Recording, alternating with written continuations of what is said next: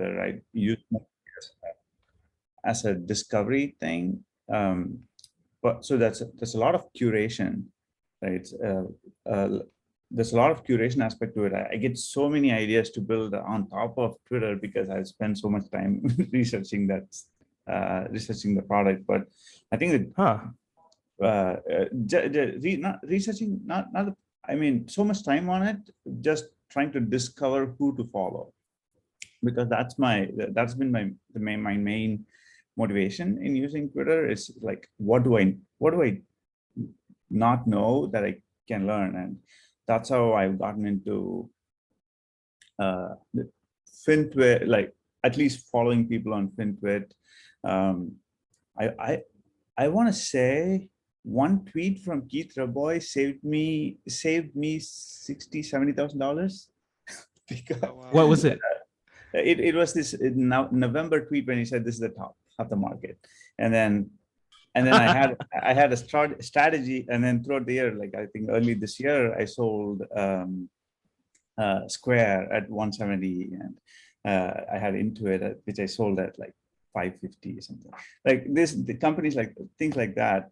It's mostly not just that, like also listening to all of Intuit, and then this triggered my research around finance, and then I sold some of my stock. But I didn't sell all of mine, but I did, you know. Yeah, you saved some. I can say that, yeah, money. If I sold 170 and it's at 63 today. So there was a good amount of there are things like that. That's a once in a while thing, but I do learn a lot from Twitter. Like I've gone from, I can see myself mature, where 5 years ago, someone I followed on Twitter, I may not be listening to their advice the same way now, right? And even like 2 years ago, I followed their advice, and then now I look at it. Oh, that's more of a naive view. Now there's much more nuance to it. So there's learning both, like what should be. I think there's wisdom to gain from Twitter if we are willing to, even unfollow the people. And there's wisdom in following as well as unfollowing folks. Yeah. So I guess that's really good. Well, I think there's many people calling the top, but the point is that it's a prompt for you to think about something that you normally wouldn't think about by listening to other people's thoughts. Yeah. And you happen to agree with Keith Raboy, so it's not really his credit. Like you agreed with him and you took action on it. And I think that's something that's pretty important. Right, I agreed with him, and November was a trigger when he tweeted it, but I was following other signs. And I actually sold in February. It's like not in November. Like as soon as the tweet went, I didn't sell, but I started watching for signals and where can he be generally right? Of course, I bought his company, Open Door, and I'm in the much more reddest part of the red. But I mean, yeah. Well, I'll add from the other. So I was going to say, I'll add one thing from the other perspective. I still haven't figured out Twitter. I have no idea what I'm doing on Twitter.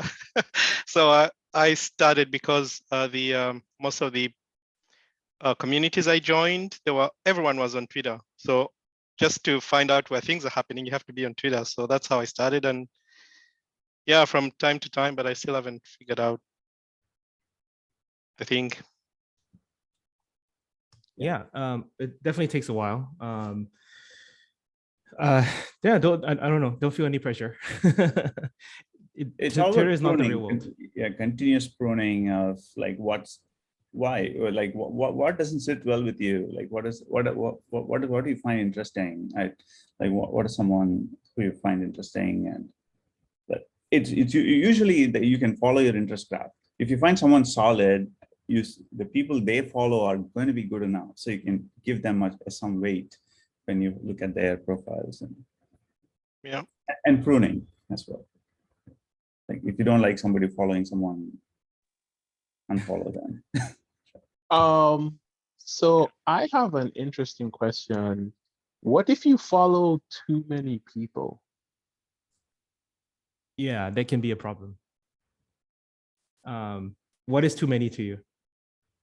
So I follow like 3,000 people, and I feel like my Twitter feed is not curatable. Like it's just kind of, I don't want to say it's kind of random, but like I can't necessarily rely on my Twitter feed to give me back like, you know, the type of information that I want, which generally is I kind of wanted like my Twitter feed to be an informational kind of like a news feed for tech.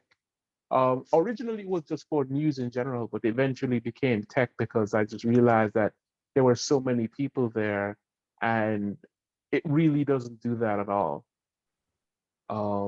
So I don't know. I kind of like to get to some point of that, but it's kind of weird because it feels weird unfollowing people.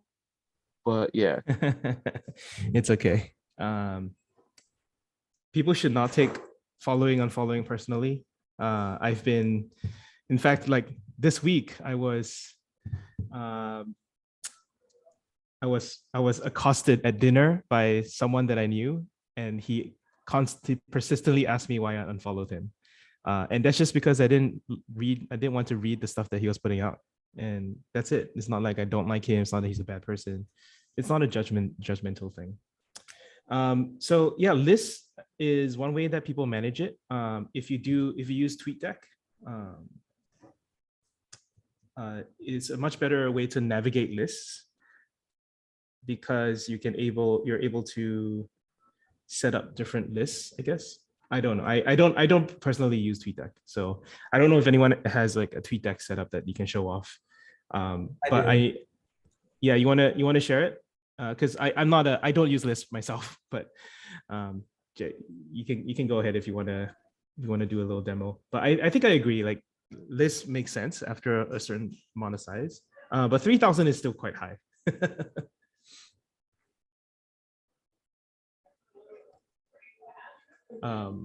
yeah. I kind of feel like I just want to unfollow everybody and then refollow. But there's like people I know that I really want to follow, and so I just don't want to unfollow everybody. But I don't know. Like I would know them if I saw them, but I don't know like their names offhand.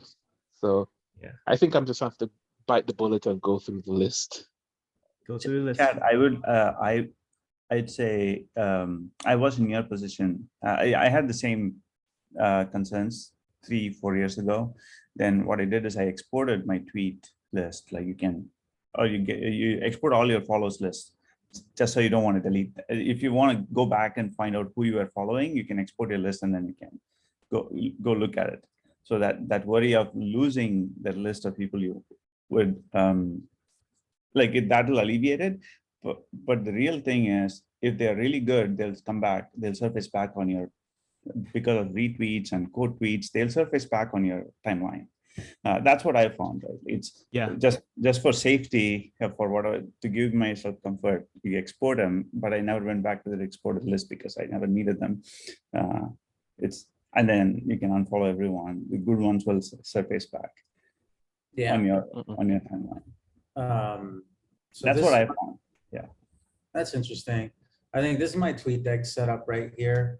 Like you can customize this in like a large number of ways. Like Twitter has been extremely valuable for me. I only had like 100 followers last year, and I just started tweeting regularly about one of the smaller front end frameworks that I develop in, which is Ember. And that actually led me to doing a meetup that did $7,000 in sponsorship money.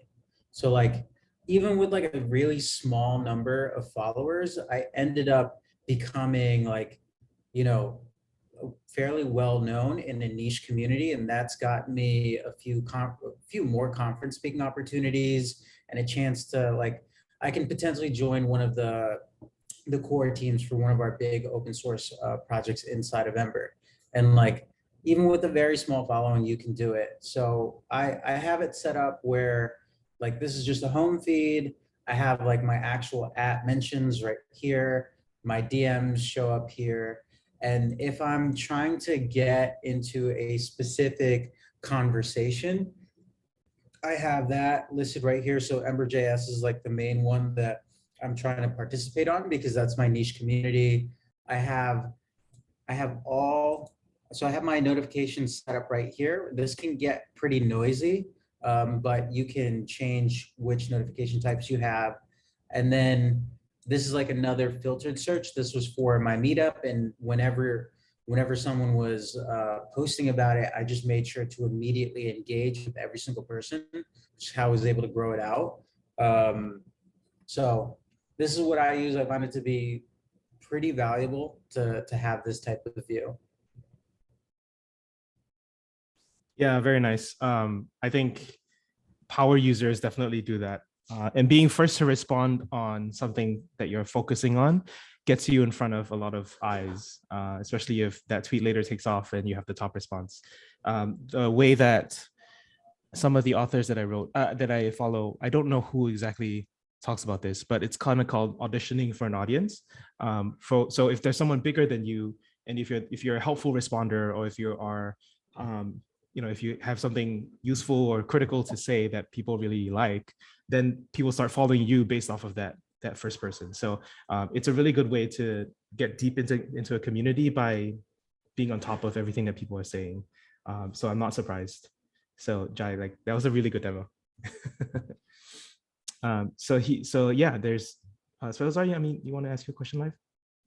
Oh yeah. Just because I was I didn't know what's the safe searches that Jai you were referring to were, and I imagine those were these things around the specific topic that you want to follow up on, like these. I think it's just tracking a hashtag. No, okay. You can get even deeper. So like you can use saved searches to start to find out content that you want to produce.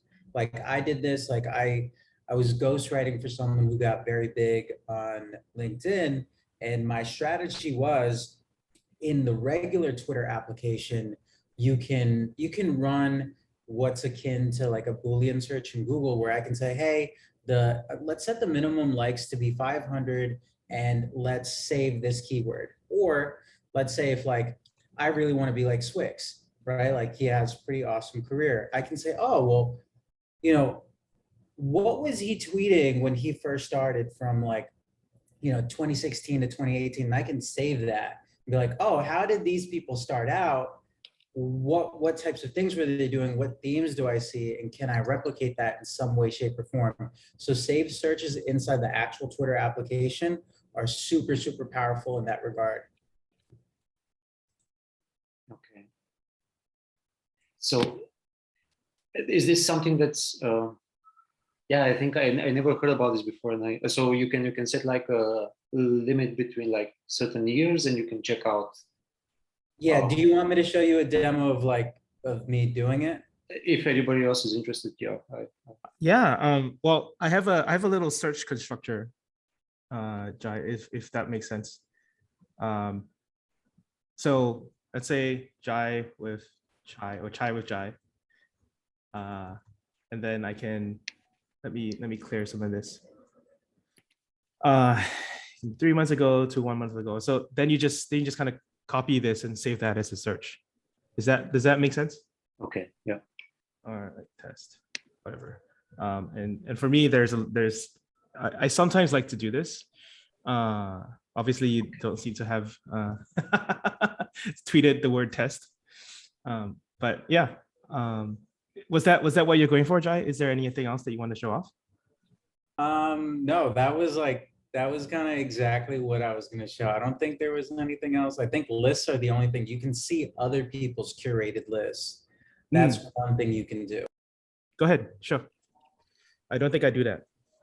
Yeah, let me see if it's accessible. All right, so let's come over to the twitter.com application, which is where I currently am. And now we have, so in more, I'm now clicking lists.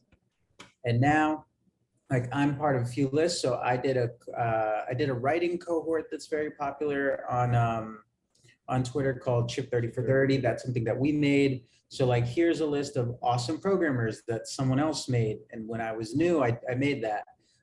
When I was first getting started in tech, I made my own list of entrepreneurial software engineers. Someone else, like I have so much pride in being Indian and like I want to follow other Indian people in tech. So this is like a list for that.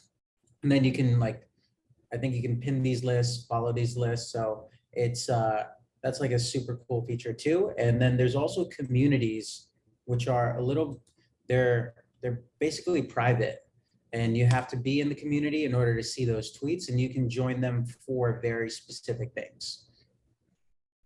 So lists, communities are super powerful on Twitter.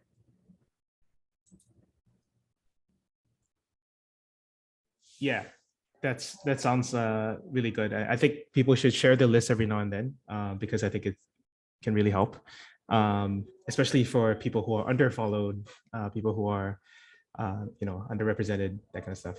I think it's super useful. Well, the other thing I was going to plug was sometimes you don't have to be on Twitter to stay on top of Twitter.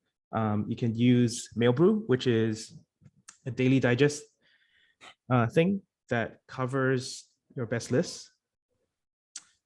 Twitter itself has a Twitter Premium where it uses social filtering. So it'll show you top articles based on your following.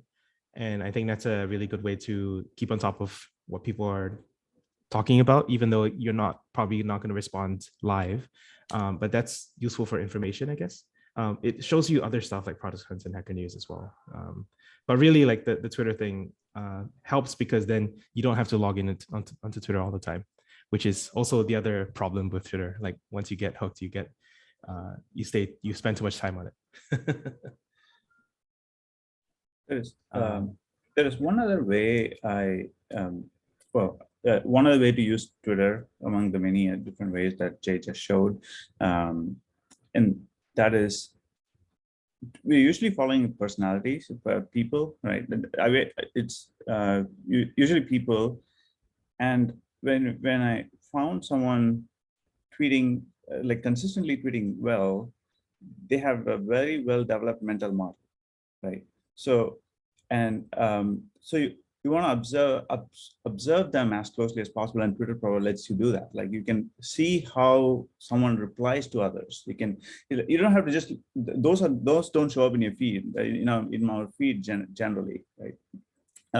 I'll say one example. Zach Cantor is someone who I really love the way he evaluates any new news or anything. It's like he has his own biases, like given that, but the way he evaluates a situation, he evaluates a problem, the kind of humor he uses, all of that, like it's very interesting, and he has a mental model that he applies.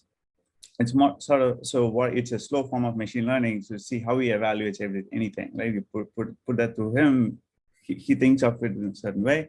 So you want to read not just the tweets that they put out and retweets that they think that they should publish. You should also read their replies to see how they think, especially once you've identified someone as this person is really good, their thought process is right, it's unique. You want to read everything that they write, including the replies to someone else, not just ours.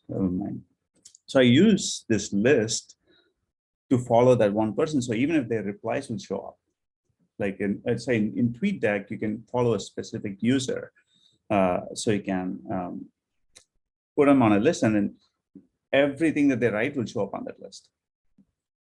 But, it's a very slow process, but it's a good way to absorb how somebody thinks, like how's their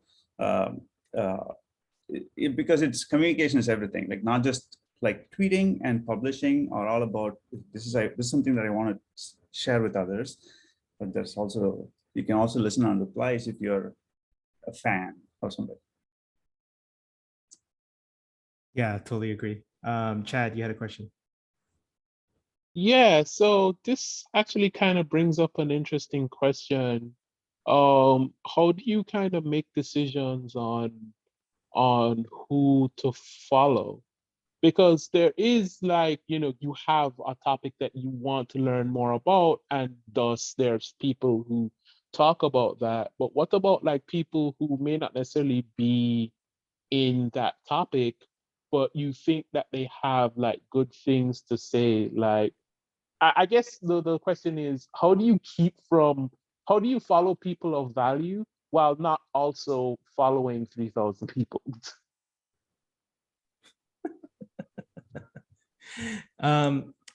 Why is that your job? What do you mean? Could you elaborate a little bit more on that? What is following one extra person going to do to change your life? I guess that's a good point. I don't have a answer for that, obviously.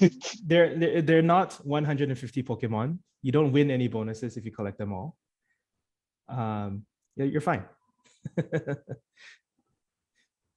So pretty much you know enough about what's going on. You follow the most interesting people, but you don't have to obsessively, compulsively collect every person in the universe who's even remotely related to a thing. Okay. So just be extremely curated about your list and be very, how do I put it?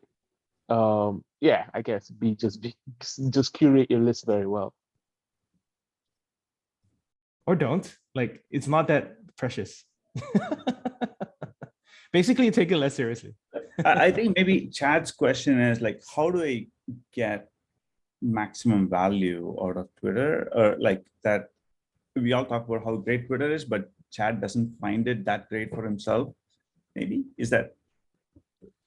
So, I mean, to be honest, Twitter has given me a lot for my own career, but like now it just feels so much, for multiple reasons, which, if to be honest, I'm a little scared of even talking about, to be quite honest with you. But it's okay, man. We're a supportive group. It's not that. Well, no, it's not. It's because it's recorded. But like Twitter is just a lot, to be quite honest with you. It's just a lot. But I don't know. When I first joined Twitter, the idea was like, I get information from an area where I wouldn't have gotten it otherwise. Like it was like a news source, and then hey, I can interact with people because it's social media, and that's cool. But now it's just like it's a combination of being bombarded by so much information and then having to kind of curate yourself because you don't want to anger all of Twitter. You know what I mean? Yeah. No, so you're not alone, and I really grateful that you are sharing that, because it's not comfortable to say. So my first thing I'm trying to get you to do is to stop trying to finish Twitter. There's no completion level. There's no so the folks that are in the chat are saying think about information diets, think about the joy of missing out, and to not try to collect everybody, because the additional person isn't going to do anything to your life. Well, let me share this one thing, and then I'll hand it over to you, Jay, which is here. I definitely think about it this way. Twitter is a combination newsfeed, micro-blogging platform, professional network, customer support, and entertainment channel, right? It sounded like, the exact words that Chad said is you wanted to learn about information that you might not possibly come over. But there are all these other benefits that you might be missing out on if you think of Twitter entirely as a read-only platform. So there's that. To me, the way to organize it is 1/3 each about input, interaction, and creation. And maybe that's a more healthy balance of read versus write. Jay? Sure.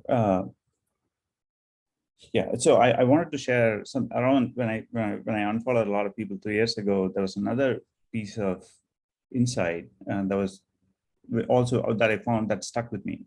This was, I think, Tiago Forte shared it in maybe it was in his class or somewhere. Like I took his building a second brain class, but this insight is all about. Here, I think Jay Bhagat also is mentioning information diets. I think we'll have to change the way we approach. We'll have to look at information different from any other resources that we have, any other physical resources. That is, if I have a bowl of something, I should finish all of them, right? And a bowl of food or whatever, right? And there's always these are all finite. And the way he refers to that is, think of information as a stream. It used to be like drinking water out of a cup. He didn't say this, I'm paraphrasing this, but something like this. It's if you have a cup of water, you drink the entire cup of water. But you can target finishing the cup of water. But if what you're looking at is a stream, is a river, then you don't plan on drinking the entire river. Whenever whenever you are thirsty, you take a cup of water out of the river and drink that, and let the river continue to flow. So the in social media is like a flowing river and not a cup of water that you can finish. So I'm saying it very poorly, but you get the analogy, right? It's not a finite amount that you can finish. It's going to be an infinite source that's always going to have thousands of tweets per second. It's like a flowing river, and you treat it like drinking out of a river and not drinking out of a cup. You take as much as you want and let it go, right? And then go back to it whenever you want. Go ahead. Yeah. So when I heard that, it's like, yeah. So that's the key, right? Like 3,000 people, should I let it go? Like, what if I miss something? Yes, I think that it's, even when you follow 3,000 people, you're missing something. Even at this moment, you're missing things, right? Like it's not, you cannot follow all of Twitter. It's always, we're always going to lose things. So that was also, I found it very insightful. Hope that helps. No, thanks. So it's like kind of like, instead of being like, oh, I must always get, like I have to get everything from this person, I have to learn everything about this person, you just kind of treat it as an individual event. Like I would almost, because I'm very much like a calendar person. So like I do things at particular times of the day and I don't think about it, and like for instance, I will do work like within the first 30 minutes of waking up, because that's just how I am. I know that I'm my freshest at the first 30 minutes. So I guess just being like, look, I'm going to engage with Twitter at this time, and whatever I get out of it, and then you call it from there. Yeah, and at least this is for me, but it's just being okay with being narrow, if that makes sense. From your explanation, I'm assuming. Yeah, it's not just being okay. It's the we have to be okay. Yeah, even it is. That's the nature of it. Yeah, there's no choice. That's what it is. We just accept it. That's our limitation. Yeah, thanks so much. So Jai says, I started putting rules on my consumption. I keep a set time boundary on when I consume information. Try to keep a solid ratio of consuming to producing. That's what done wonders for me. So yeah, fully agree. Twitter is a read and write platform, and I think it's very easy to get stuck in read because there's no limit to the amount of things that people are putting out. Think about that as well. Like if you're only, so I've often also just unfollowed a bunch of first-hand sources, and then I follow the second-hand sources that retweet or comment on all the first-hand sources. So actually there's a market for curation. And if you want to be a curator, that actually is a service that you can provide to others that does a service to others, and therefore they follow you for that. And second of all, you can make use of curators who hyper focus on the topic and surface everything in it. So you don't have to follow everyone else. And yes, so being able to read and write, I think is helpful. So figuring out what you want, I think is really useful. So you can use it to think about followers. You can use it to think about information in diets. You can use it to network as well, to prove that you are knowledgeable on a certain topic.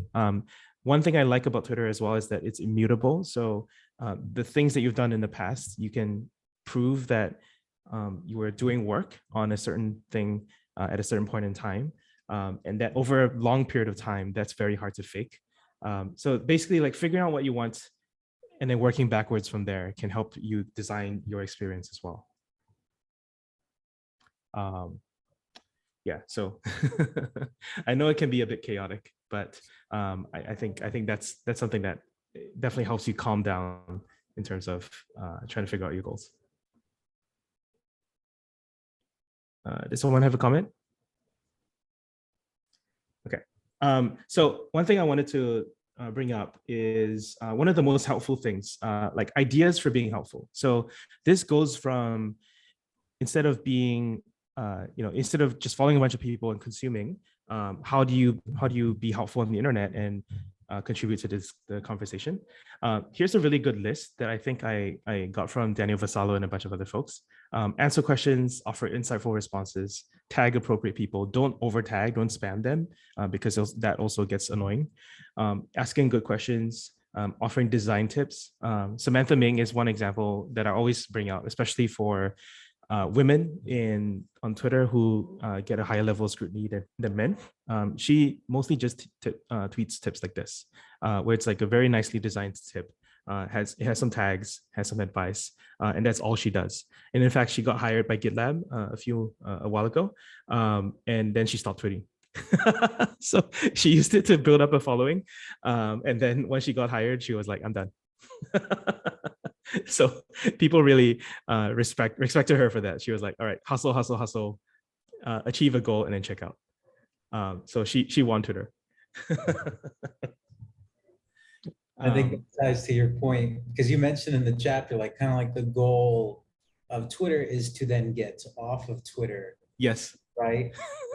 And then kind of meet these people in real life, or then go to your next odyssey of doing something interesting. Totally.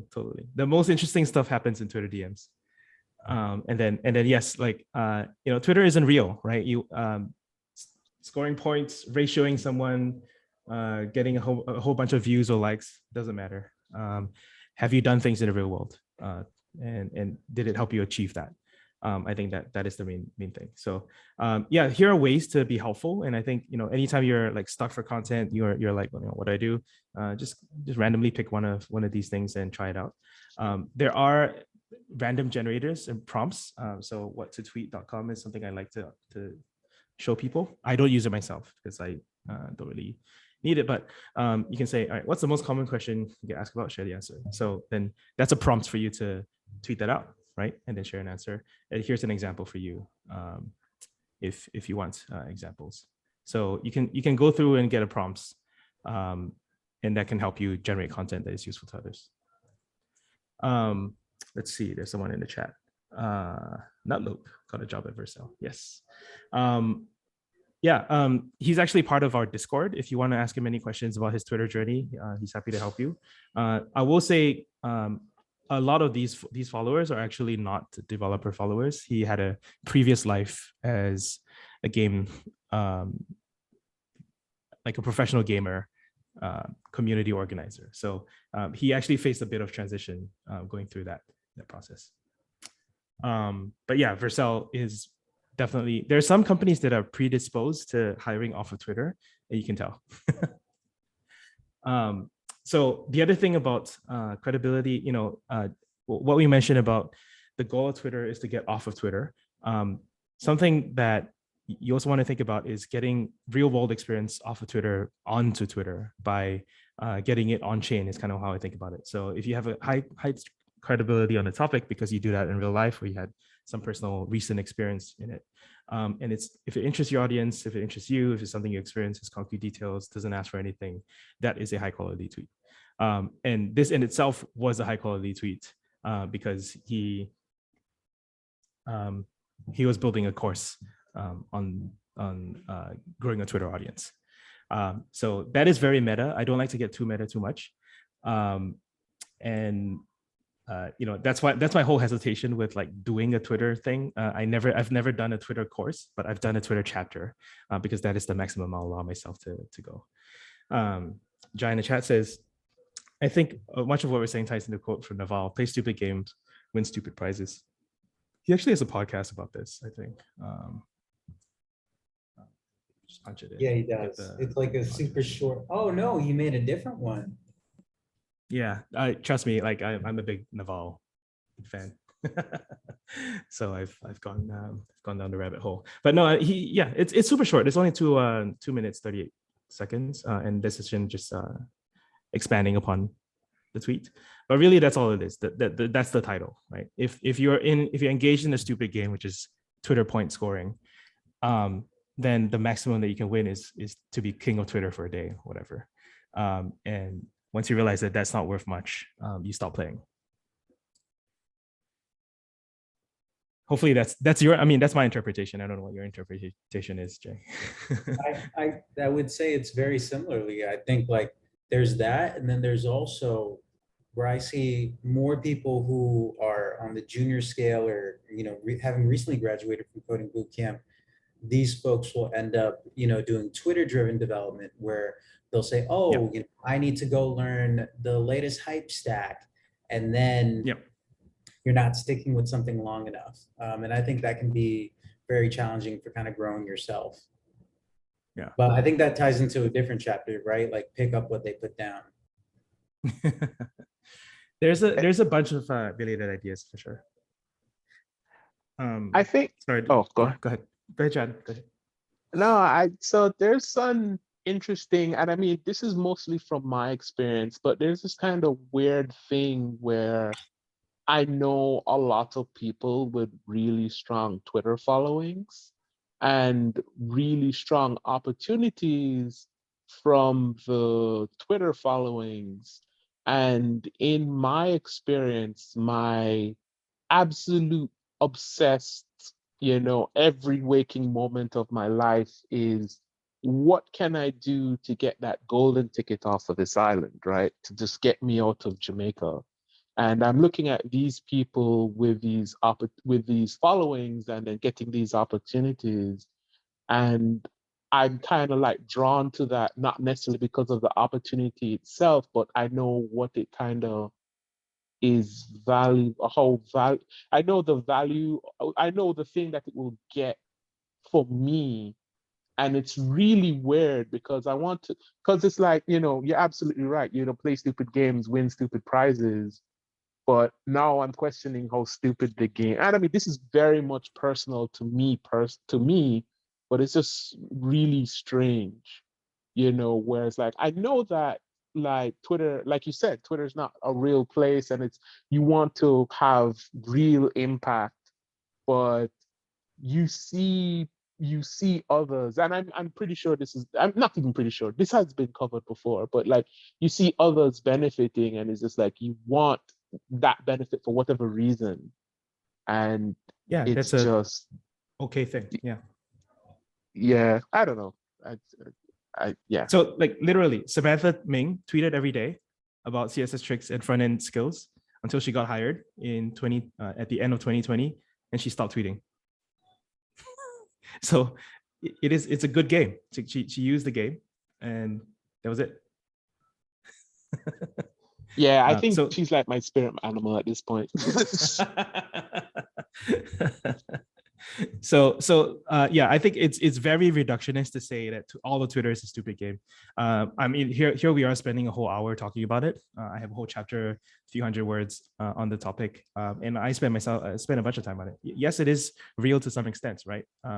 It's just like there are levels to how real it can get. So there's some amount of moderation that I think is healthy. But absolutely, if it gets you that dream job, gets you the exposure that you could never get in person in Jamaica, then you should absolutely lean into it.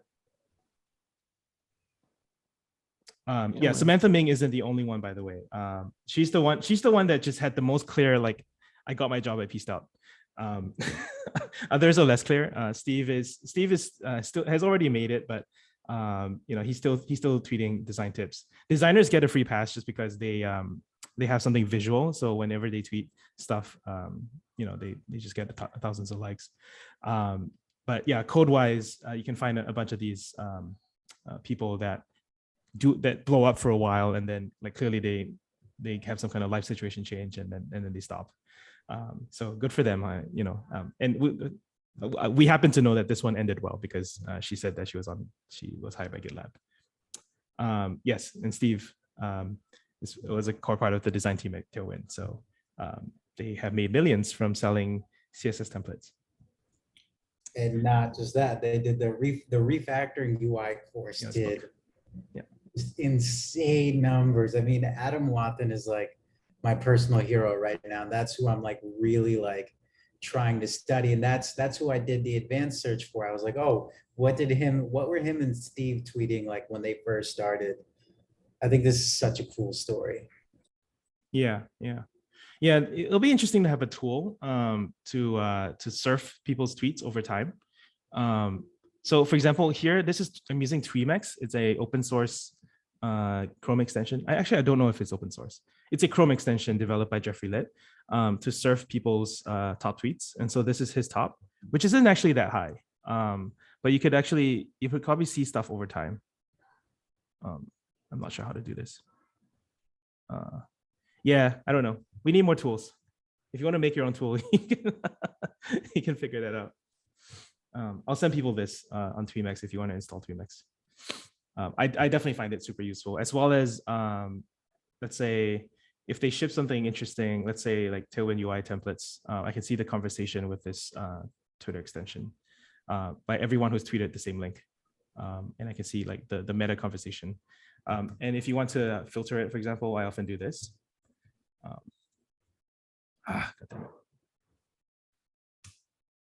And then you can sort of filter by like the top tweets. There's only 3 of these. Yeah. Jai says, I want to create a bulk unfollow and drop to list UI for Twitter.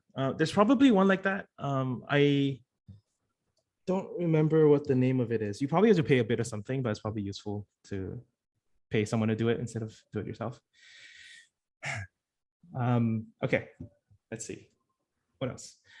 Yeah, so I think building a network, being helpful on the internet, I think is super helpful. I wanted to respond to something that Chad maybe said, or Jay maybe said, which is not getting too involved in Twitter, but being selective in picking up what others put down. Usually people, when people launch or announce stuff, they'll launch it on Twitter. So being a first to respond early enough with serious feedback gets them to take you seriously, because it's their whole job to respond to people when they launch. So it's a really good way to pick up mentors and friends. And then the other thing to take note of is betting on technologies, right? The whole thing about Twitter-driven development. There will be a barrage of technologies that go absolutely nowhere. There'll be technologies that are hyped a lot on Twitter and then subsequently die. So thinking carefully about how you bet on technologies instead of trading on hype is helpful. I won't say like, don't try being perfect. You will make some mistakes, but it's okay.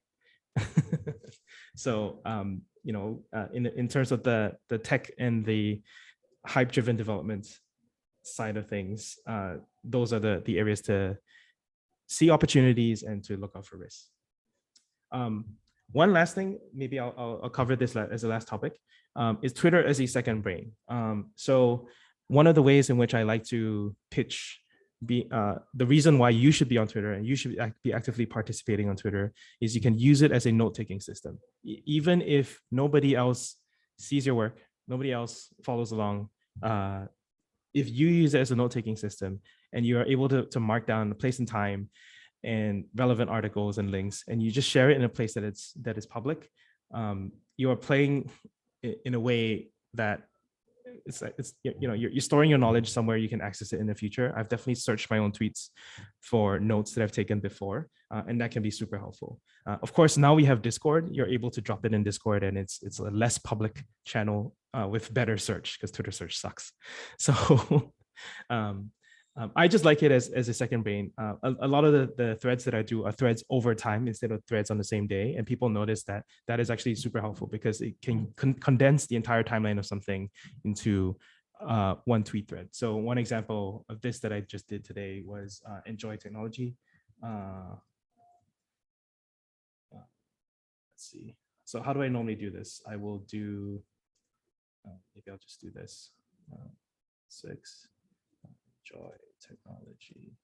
And this was the, this is the former head of Apple retailing, the guy who created the Apple Store, who then subsequently left to join JCPenney and bankrupted it. And then he left JCPenney and started a new startup that became a publicly listed company, and this one just went bankrupt as well. So this was my first experience with it in November 2021.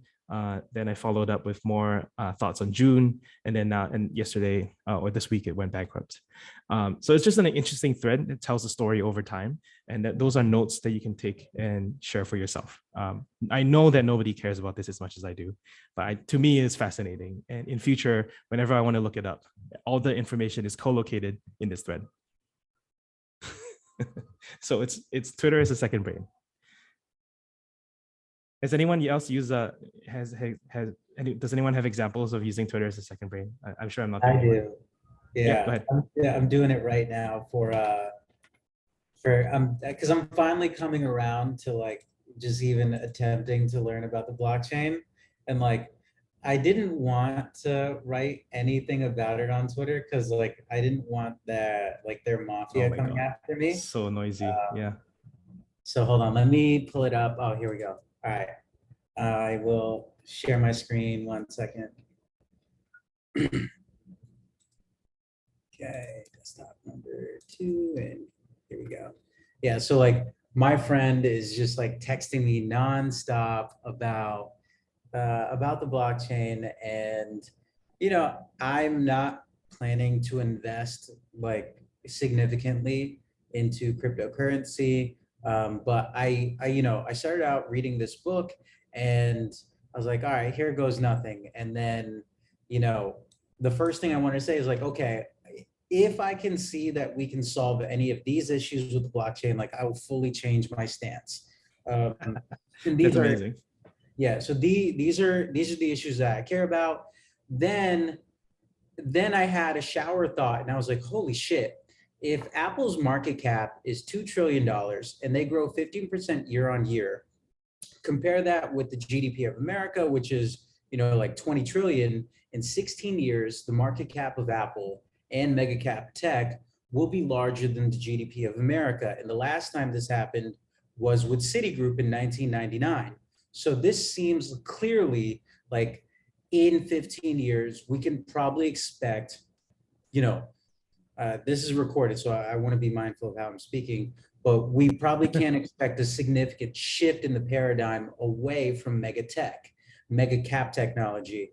I have like another tweet about, creating a portfolio of brands like IAC for like tech companies to compete with mega tech. But I think this blockchain idea was kind of like, oh, okay, this is deeply unsustainable. And then I was like, holy crap, I found a really good example of the blockchain that scaled where it's used in a refugee camp to help folks who are getting food stamps and prevent the theft of criminal organizations stealing the food stamps of these other people. And that has now scaled from a project of originally 10,000 to more than 100,000 people. And now it's also being used to help farmers in India, which is something I care about because that's my homeland. So that's as far as I've gotten so far. I'm still doing more research, but this is me going in on the topic, and I'm really looking for these types of stories. And then hopefully being able to identify like, oh, okay, well, like, how do you do that implementation?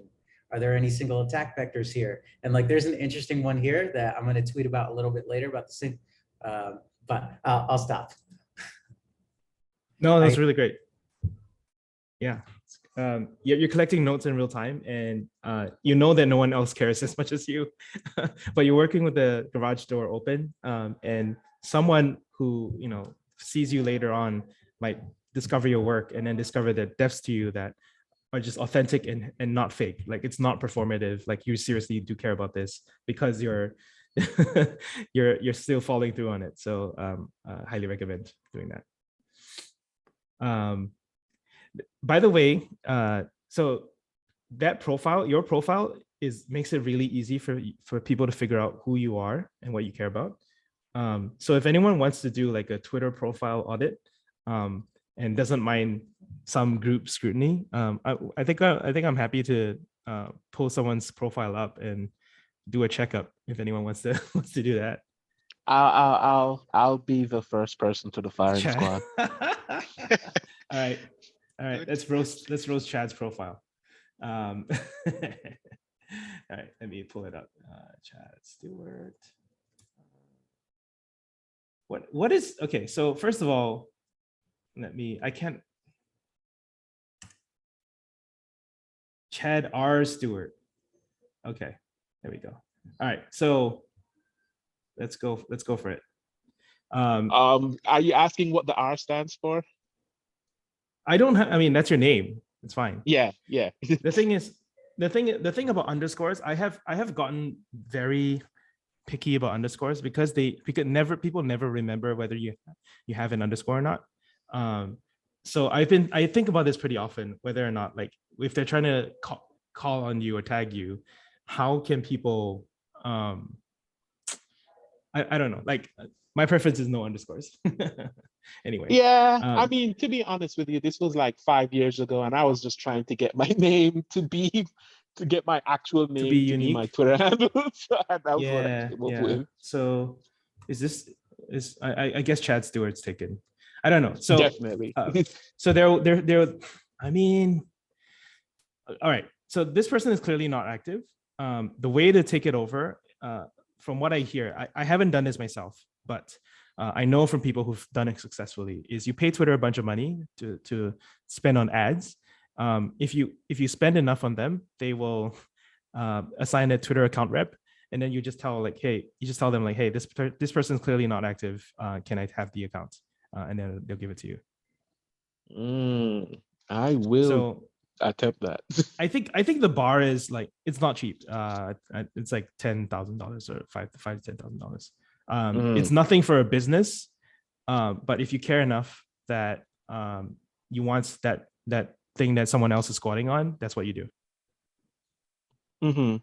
I mean, in the future, but let's get to the roasting. Okay, so I think this is good. Like what your technologies that you work with, your founder, Spaces host, some fun personality. I don't know. I don't have much to comment here. I would prefer like a personal link rather than a LinkedIn. But if that's the way that you want to tell your story, that's totally fine. And then this is good. Why is this unavailable? Okay. Yeah. So I think for someone who wants to be hired, I think this is like manifesting what you want. I think it's really helpful. And then going through, something that's helpful is like your top tweets, right? Like, so it looks like you have pretty good responses. It looks like you have really good,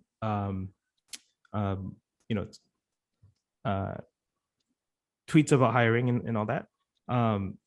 So I think the main thing is like, what I'm looking for is some amount of authority on technical topics, rather than primarily about hiring.